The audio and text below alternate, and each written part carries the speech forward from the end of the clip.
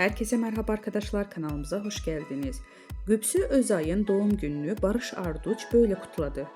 Barış Arduç, eşi Gübsü Özay'ın 41. doğum gününü sosyal medya üzerinde romantik bir paylaşım yaparak kutladı.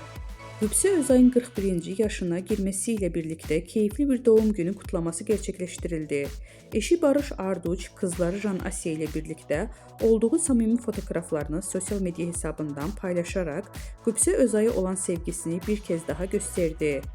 Özay'ın doğum günü kutlamasına dair sosyal medya paylaşımlarında coşkulu 1.41 iyi ki doğdun notunu düşerek mutlu anlarını takipçileriyle paylaştı.